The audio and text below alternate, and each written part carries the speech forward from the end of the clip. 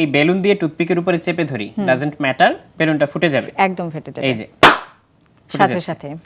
তো আমি আরো বেলুন ফুলিয়ে নিয়ে ট্রাই করতে পারি ব্যাপারটা। তাহলে এই যে দেখো আরেকটা বেলুন আমি ফুলিয়ে নিচ্ছি, এক্স্যাক্টলি একই রকম।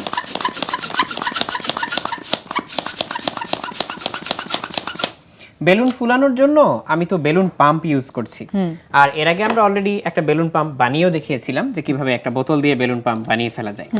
তাহলে আমি এই বেলুনটা এখন একটা কাজ করব। তুমি দেখেছো যে একটা টুথপিকেই বেলুনটা ফুটে যায়। হ্যাঁ, এইখানে আমার কাছে একটা কর্ক শিটে অনেকগুলো এরকম টুথপিক গাঁথা। তাহলে এখানে তো অনেকগুলো চোখা চোখা মাথা। হ্যাঁ, তাহলে এইবার দেখি এটা দিয়ে আমরা এটা ফুটাতে পারি কিনা।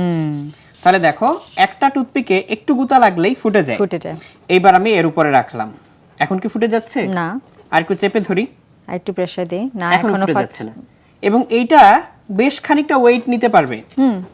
দেখো আমি এখানে একটা ভারী বই রেখেছি আমার সামনে, মোটামুটি মোটা সোটা একটা বই, বেশ অনেক পেজ। এটা দিলে তো ফেটে যাবে, এটা দিলে তো ফেটে যাওয়ারই কথা, তাই না? কারণ অনেক প্রেসার দিচ্ছি তো আমরা। এই যে বেলুনের উপরে আমি এই বইটা রেখে দিলাম, আমি জাস্ট হাত দিয়ে ধরে রেখেছি যাতে সাইডে কাত হয়ে পড়ে না যায়। ওয়েটটা পড়ছে, বাট পুরো ওয়েটটা কিন্তু এই বেলুনটা নিয়ে নিচ্ছে, তাও ফেটে যাচ্ছে। কেন? আমি আরো চাপ দেই, বা আমি এটা ধরে রাখি, তুমি উপর থেকে বইয়ের উপরে চাপ দিতে থাকো। আচ্ছা, আরো আরো,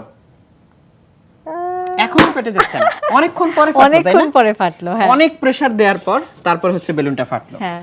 তাহলে কেন একটা বেলুনে মাত্র একটা টুথপিক ধরলেই এটা সাথে সাথে ফুটে যায়, আর কেন এতগুলো টুথপিক থাকার পরেও এটাকে চেপে ধরলেও এটা ফেটে যাচ্ছে না?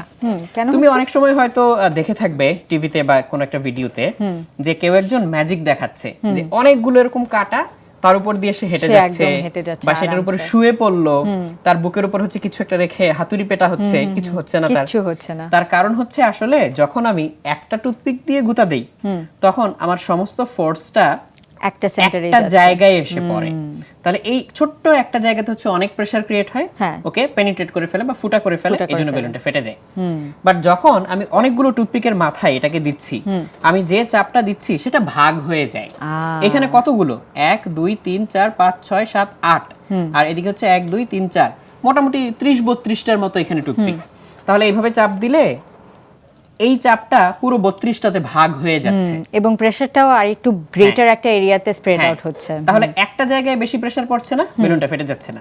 তাহলে একটা টুথপিক দিয়ে যতটুকু জোরে গুতা দিলে এটা ফুটে যাওয়ার কথা, তার চেয়ে প্রায় 32 গুণ জোরে যদি আমি এটাকে চেপে ধরি তাহলে কোনো একটা ফেটে যাওয়ার কথা। তাহলে যে আমি আবার দেখাই, এই অনেক জোরে আমরা চাপার পর তারপরে হলো এটা ফাটে, তার আগ পর্যন্ত কিন্তু ফাটে না। তাহলে এই এক্সপেরিমেন্টটা তুমি যে কাউকে দেখাতে পারো, খুব বেশি জিনিস লাগবে না, একটা কর্ক শিটে কিছু টুথপিক গেঁথে নিলেই হবে। কিন্তু খেয়াল রাখতে হবে যাতে সবগুলো একদম সমান থাকে। আচ্ছা, তুমি কিন্তু অনেকগুলো ম্যাজিশিয়ানের ট্রিক একদম নষ্ট করে দিলা রাতুল ভাইয়া, বাট এটা আমাদের খুবই ইন্টারেস্টিং একটা বিষয় ছিল জানা।